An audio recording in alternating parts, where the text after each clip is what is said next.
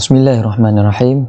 Baik, kita akan sambung pada bahagian yang kedua, iaitu bahagian tadabbur daripada pengajian talaqi kita sebentar tadi, iaitu muka surat yang ke-112 pada ayat yang ke-24 hingga ayat yang ke-31. InsyaAllah kita sama-sama akan tengok pengajaran teladan yang kita boleh ambil daripada ayat-ayat yang kita baca sebelum ini. Baik, kita tengok dulu pada ayat yang ke-24. Qalu ya Musa inna lan nadkhulaha abadan ma damu fiha fadhhab anta wa rabbuka faqatila inna hahuna qa'idun.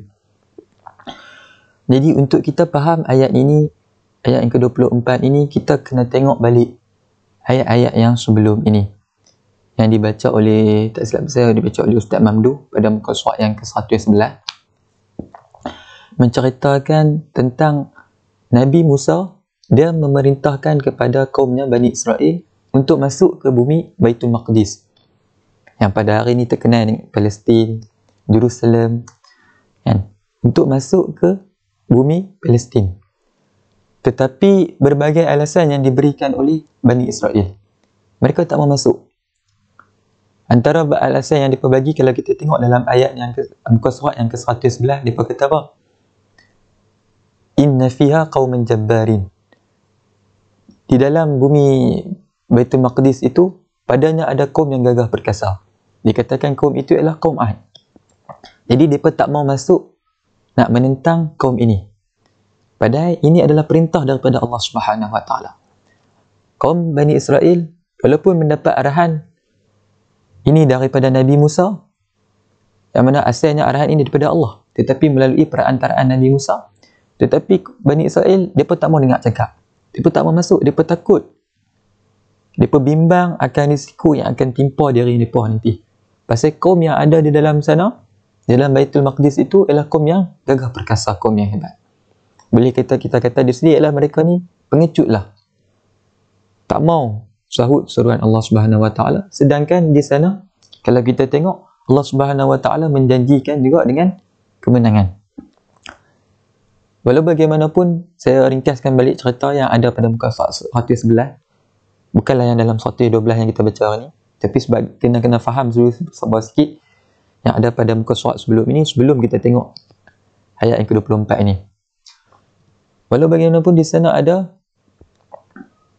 dua orang daripada Bani Israel yang menerima arahan ini, arahan yang diberikan oleh Nabi Musa ini, yang disebut iaitu Nabi Yusha' bin Nun, dan juga tak silap saya seorang yang nama dia Halab. Ada yang mengatakan, riwayat yang mengatakan Khalab bin Yufan. Mereka dua ni lah yang menerima arahan tersebut. Nanti kita akan tengok nanti mereka ni lah yang akan membawa Bani Israel dan juga tentera-tentera Bani Israel ni masuk ke dalam bumi Baitul Maqdis selepas daripada kewafatan baginda Nabi Musa AS. Baik, pada ayat yang ke-24 ini menceritakan tentang secara umumnya ialah dialog antara kaum Bani Israel dan juga Nabi Musa. Mereka tak mau masuk ke bumi Baitul Maqdis, iaitu bumi Palestin lah. Mereka tak mau masuk. Jadi bila mereka tak mau masuk, apa yang mereka kata kepada Nabi Musa? Ni ayat yang ke-24 ni. Mereka kata apa? Qalu ya Musa inna lan nadkhulaha abadan ma damu fiha. Wahai Musa, kami ni lan nadkhulaha. Bila kita lan ni, kami takkan masuk. Selamanya takkan masuk. Abadan ma damu fiha. Selama mana mereka kaum Jabbarin itu, kaum yang gagah perkasa itu, berada di dalam Baitul Maqdis. Mereka takut, mereka tak mau ambil risiko. Fadhhab anta wa rabbuka faqatila inna hahuna qa'idun. Maka pergilah engkau, wahai Musa, wa rabbuka, dan juga Tuhanmu. Ini yang dilafazkan oleh kaum Bani Israel. Mereka cabang Nabi Musa, berkata, wahai Musa, kalau nak masuk sangat, hang pilah dengan Tuhan hang. Pilah masuk ke Baitul Maqdis. Kami tak mau. Pilah masuk memerangi kaum Jabbarin itu, kaum yang gagah perkasa di sana itu. Faqatila inna hahuna qa'idun. Kami hahuna qa'idun. Kami duduk tunggu kat sini saja. Kalau menang, hang keluar kami. Hang abang kat kami akan join hang. Lah ni hang masuk dulu. Mereka takut. Mereka suruh Nabi Musa dan juga Tuhannya, Allah lah, bercabang kat situ. Kuasa Allah Subhanahu Wa Taala. Mereka kata kalau menang baru kami join hang. Lagi tak menang, lagi tak masuk ke, tak mau ni, tak menang ke apa, kami tak mau join hang. Itu yang kita boleh dapatlah daripada ayat 64 ni. Pengajarannya adalah kita jangan jadi macam golongan Bani Israel. Mereka ni ingkar, tak mau dengar cakap, kita tegak. Walaupun itu adalah satu perintah daripada Allah Subhanahu Wa Taala. Pada ayat yang ke-25 pula ialah Qala rabbi inni la amliku illa nafsi wa akhi fafruq bainana wa bainal qaumil fasiqin. Secara umumnya ayat yang ke-25 ini menceritakan tentang rintihan Nabi Musa kepada Allah Subhanahu Wa Taala. Jadi bila kaum Bani Israel kata macam tu kat Nabi Musa, lepas Nabi Musa kata masuklah wala tartaddu ala adbarikum fatanqalibu khasirin, masuk ke Baitul Maqdis, kan? Ya qaumi dukhulul ardal muqaddasata allati kataballahu lakum wala tartaddu ala adbarikum fatanqalibu khasirin. Bila kaum Nabi Musa kata masuklah kaumku ke bumi Baitul Maqdis ini, jangan patah balik dah. Bila masuk perang sampai habis, jangan ada yang patah balik. Kalau hampa patah balik, hampa akan jadi orang yang khasirin, orang yang rugi. Jadi bila dah buat suruhan ini apa semua, mereka pun kata, tak, kami tak mau masuk. Pada ayat 24 jadi kata kami tak mau masuk. Hang masuk tak apa. Kalau menang orang ajak ini. Ayat ke-25 ini menceritakan tentang kesedihan Nabi Musa. Bila Nabi sedih, Nabi merintih kepada Allah Subhanahu Wa Taala. Nabi kata apa? Qala rabbi inni la amliku illa nafsi wa akhi. Wahai Tuhanku, la amliku illa nafsi wa akhi. Aku tidak memiliki melainkan hanyalah diriku dan juga saudaraku. Siapa saudara Nabi Musa? Iaitu Nabi Harun. Ni rintihan Nabi Musa. Dia kata, aku ni tak ada kuasa apa. Aku hanya ada diri aku dan juga saudaraku Nabi Harun yang bersama aku. Seolah-olah di sini menceritakan bahawa Nabi Musa menyerahkan segala-galanya. Aku serahkan kepada engkau, ya Allah. Dah tak ada apa dah. Hanya ada diri aku dan juga saudaraku saja. Tak boleh nak buat apa dah. Cakap pun tak mau dengar dah kaum Bani Israel ni. Fafruq bainana wa bainal qaumil fasiqin. Maka engkau pisahkanlah kami ini, aku dan juga Harun ini, daripada kaum-kaum yang fasik itu. Maka di sini kaum Bani Israel telah dianggap fasik lah. Sebab apa? Mereka menderhakai perintah Allah Subhanahu Wa Taala. Jadi Nabi Musa mohon kepada Allah Subhanahu Wa Taala, pisahkanlah kami, ceraikanlah kami ni, jauhkanlah kami ni daripada kaum ni. Dah tak larat dah. Dah tak larat nak buat apa dah. Kemudian kita tengok pula pada ayat yang ke-26. Qala fa innaha muharramatun alaihim 40 sanah yatihuna fil ard fala ta'sa 'alal qaumil fasiqin. Bila Nabi Musa merintih kepada Allah Subhanahu Wa Taala, Allah Subhanahu Wa Taala dengar rintihan Nabi Musa. Doa-doa para nabi, kan? Mustajab. Allah Taala dengar. Allah Taala tak biar Nabi macam tu. Nabi Musa macam tu, kan?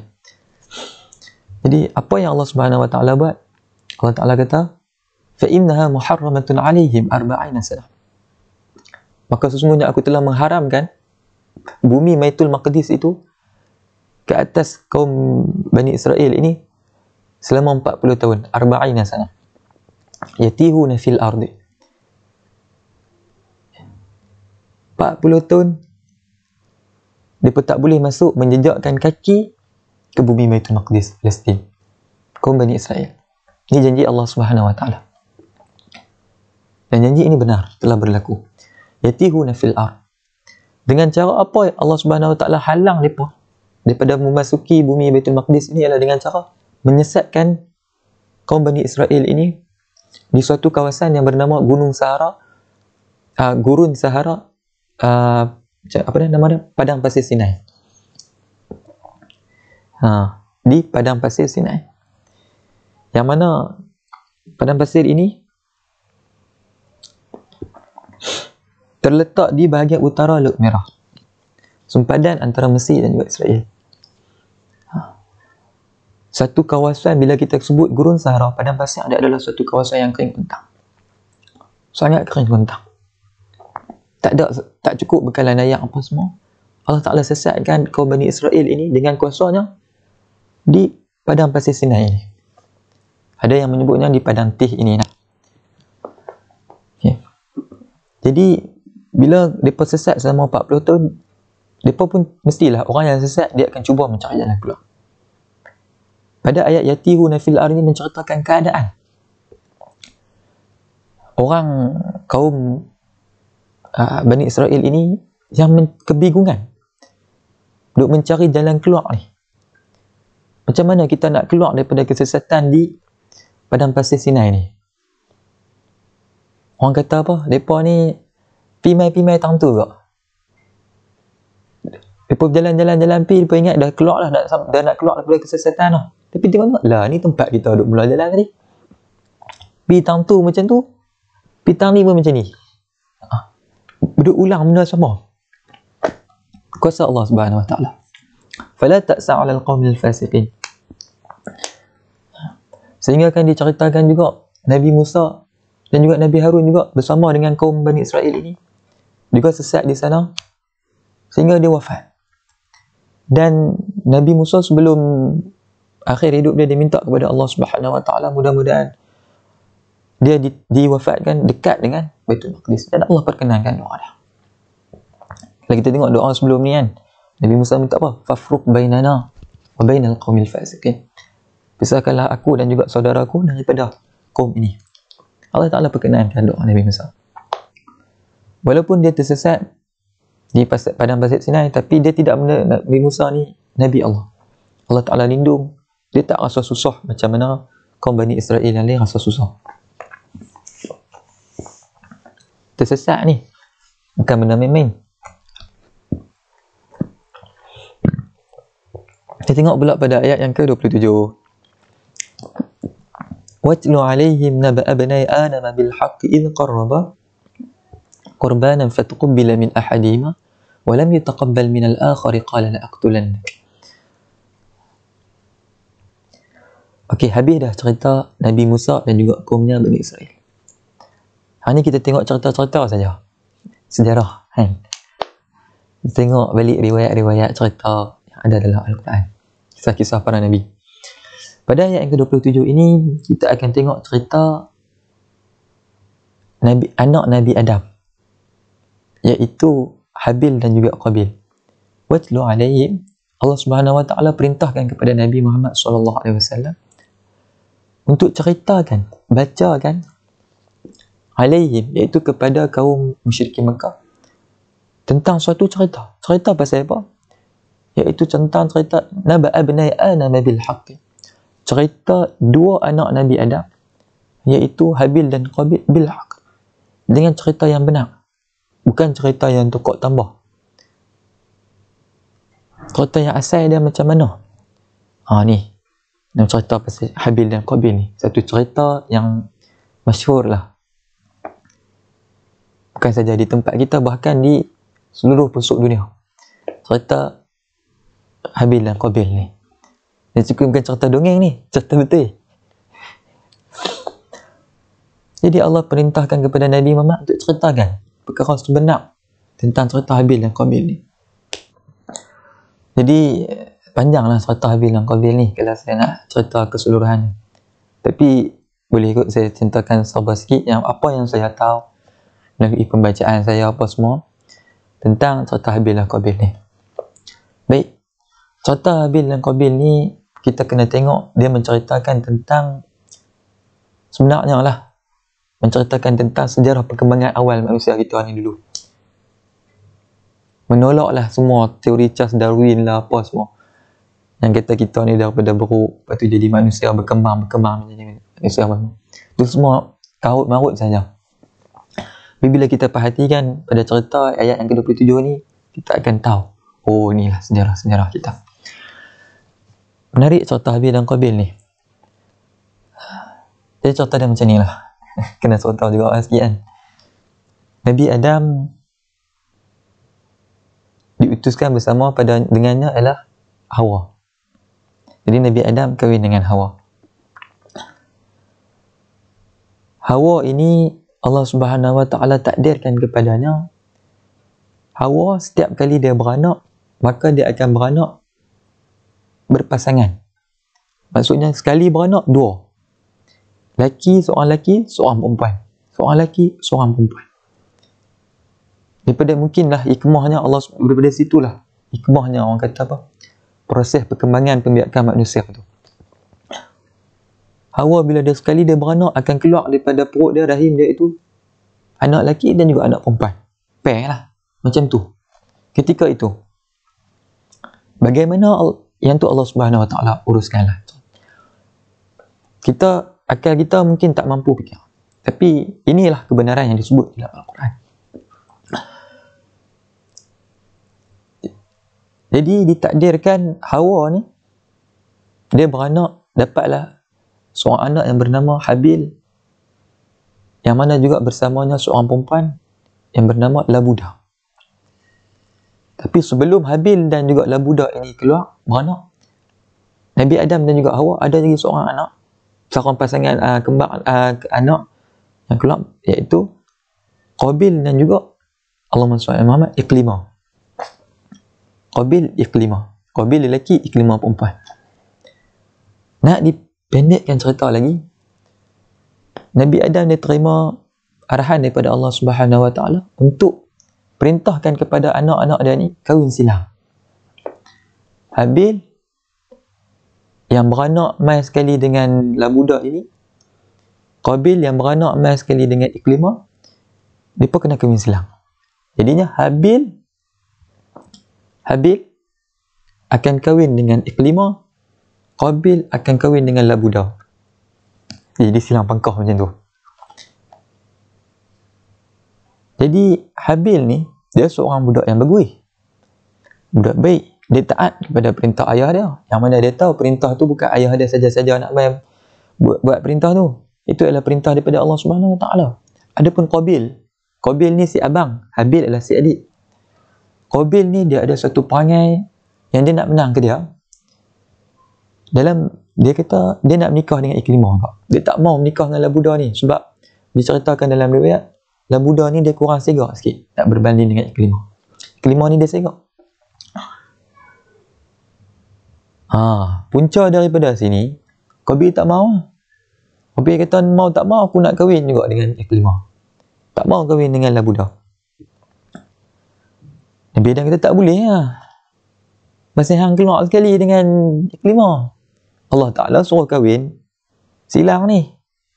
Kan? Habil kena kahwin dengan Iqlimah, hang kahwin dengan Labuda. Qabil tak mau. Okay. Bila Qabil tak mau, dia tuduh pula pak dia Nabi Adam ni. Dia kata apa? Tok Wan kita lah Nabi Adam. Dia kata arahan ni bukan daripada Allah Subhanahu Wa Taala, tapi mai daripada hang Nabi Adam. Wahai ayahku. Ibarat dia macam tu lah bahasa kita sekarang. Wahai ayahku, arahan ni mai daripada hang, bukan daripada Allah Subhanahu Wa Taala. Aku tak percaya ni mai daripada Allah Subhanahu Wa Taala. Lepas tu Nabi Adam kata, mana dah betul ni daripada Allah Subhanahu Wa Taala ni. Bukan nak rega-rega. Daripada situ Nabi Adam kata, lah ni nak selesai macam mana? Ada satu cara nak selesai. Hampa persembahkan korban daripada usaha hampa pada Allah Subhanahu Wa Taala. Biar Allah Taala yang tentukan.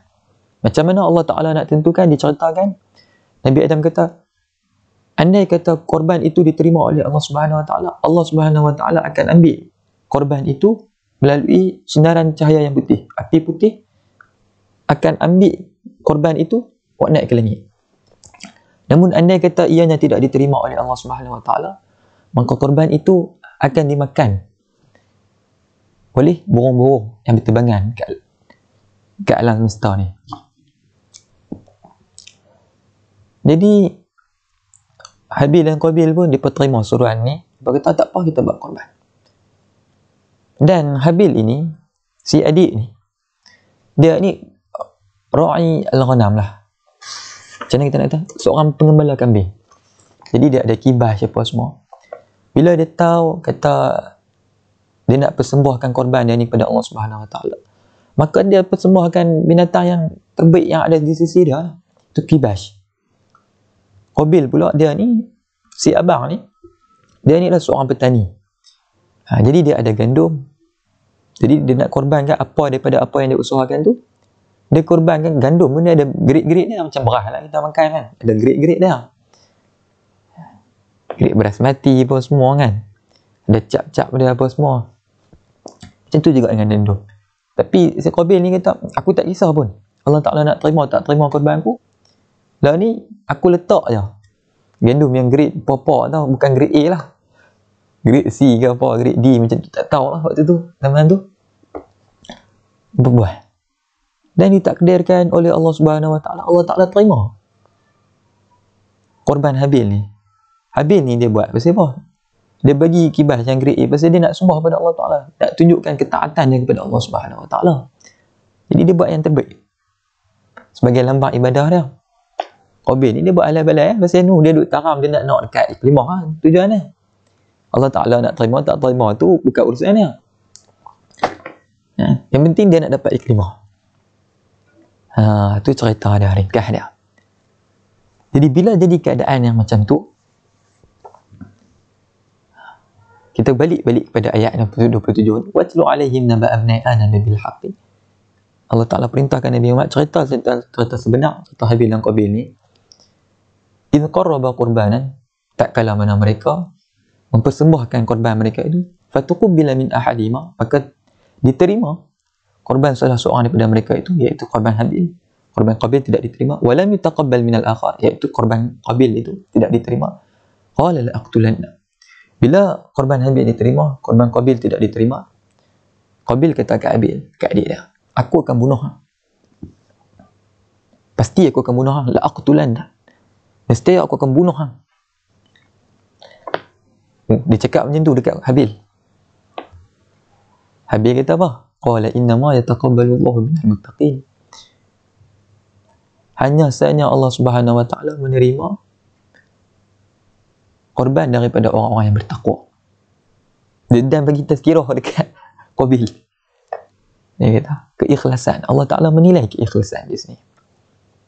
Sebab tu Allah Ta'ala terima apa yang dibuat oleh Habil itu. Masuk ayat yang ke-28. Panjang cerita Habil dan Qabil ni.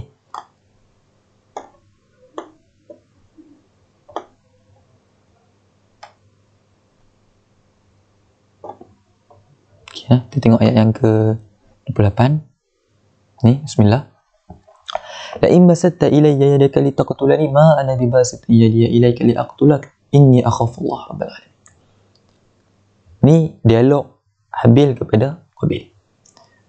Habil kata, demi Allah, kalau hang menggerakkan la in basatta ilayya yadaka litaqtulani, hang ulak dan gerakkan tangan hang untuk bunuh aku, ma ana bibasit yadi ilayka liaqtulak, aku ni takkan sesekali balas balik, gerakkan tangan aku ni balik untuk bunuh hang.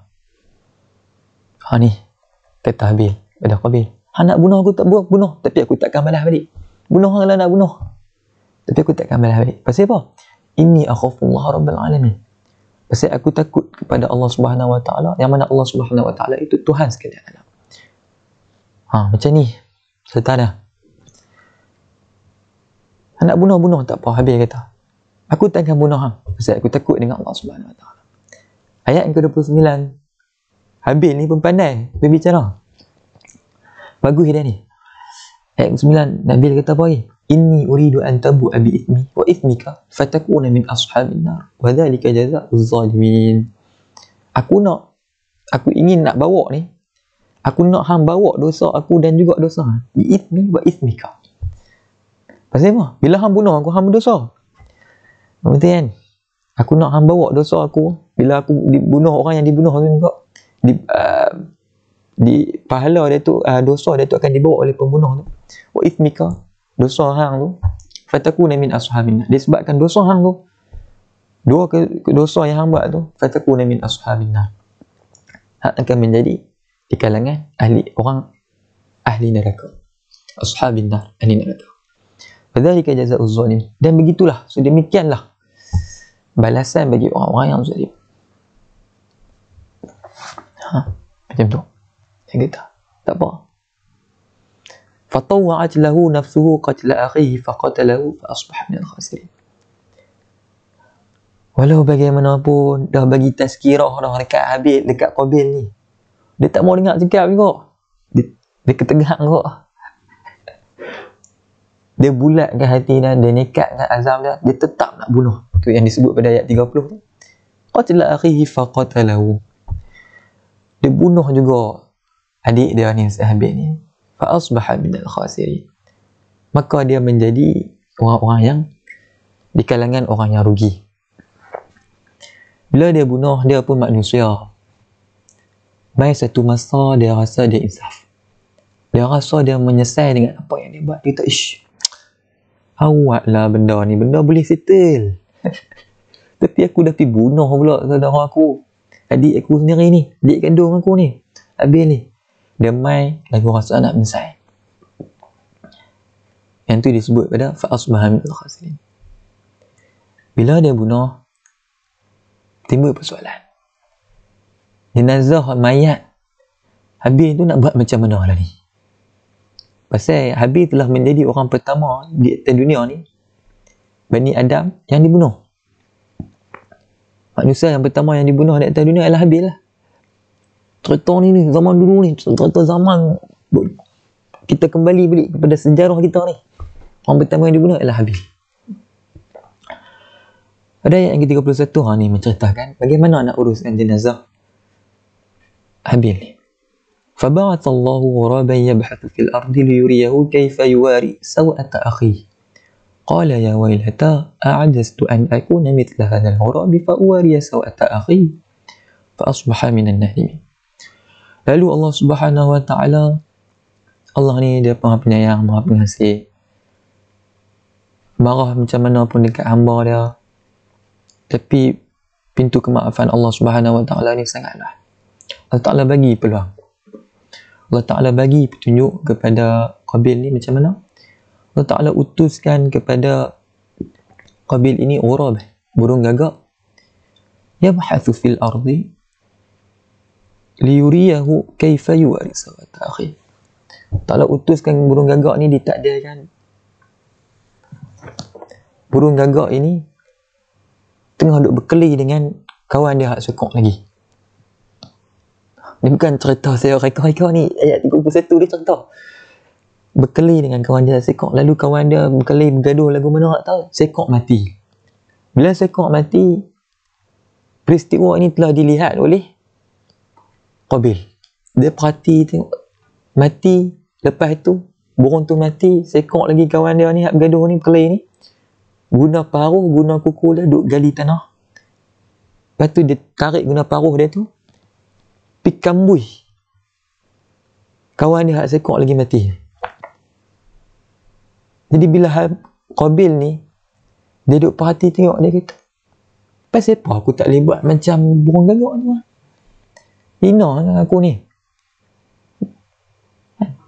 Burung gagak tu pun boleh buat begitu. Aku ni manusia yang ada akal fikiran apa semua. Apa salah ni kalau aku tiru?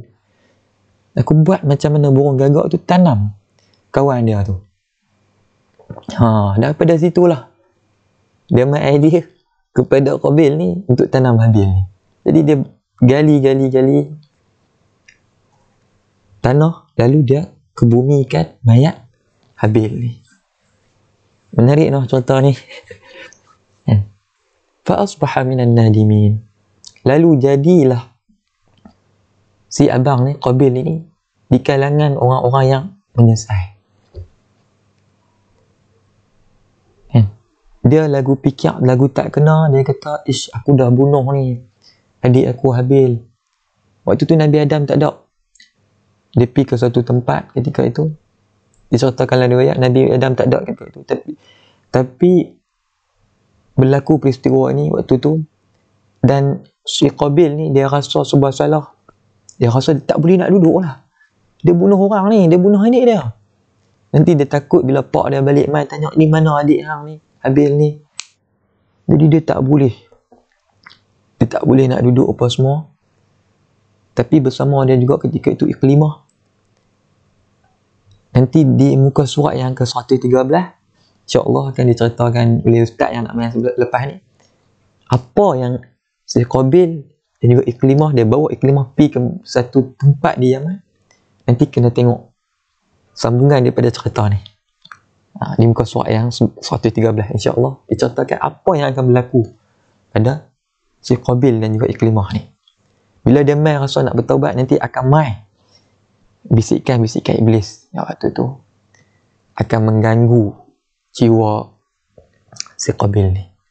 Jadi saya berhenti dahulu pada ayat yang ke-31 ni. Jadi untuk tahu cerita selepas ni, apa yang berlaku pada si Qabil dan juga Iklimah, nantikanlah lah pada syarahan-syarahan ustaz yang nak main selepas ni. Saya berhenti dahulu setakat ni. Saya minta ampun, saya minta maaf atas segala kekurangan daripada saya sepanjang pengajian kita pada hari ini. Mudah-mudahan kita ambil lah pengajaran apa yang kita boleh dapat untuk kita jadikan pelajaran tauladan dalam hidup kita, dalam kita mencari redha Allah Subhanahu wa taala. Aqulu qawli hadha wa astaghfirullahal azim li wa lakum lisairil muslimin wal muslimat birahmatika ya arhamar rahimin. A'udzu billahi minasyaitonir rajim. Bismillahirrahmanirrahim. Alhamdulillahi rabbil alamin wassalatu wassalamu ala asyrafil anbiya'i wal mursalin wa ala alihi washabbihi ajma'in. Allahumma arhamna bil Qur'an waj'alhu lana imaman wa nuran wa hudan wa rahmah. Allahumma dhakkirna minhu ma nusina wa 'allimna minhu ma jahilna warzuqna tilawatahu ana al-laili wa atrafan nahar waj'alhu lana hujjatan ya rabbal alamin. Subhanakallahumma bihamdik asyhadu an la ilaha illa anta astaghfiruka wa atubu ilaik. Wal 'asri innal insana lafi khusr illa alladhina amanu wa 'amilus solihati wa tawassaw bil haqqi wa tawassaw bis sabr. Amin ya rabbal alamin. Mudah-mudahan kita bertemu di sisi pengajian yang akan datang insya-Allah. Assalamualaikum warahmatullahi wabarakatuh.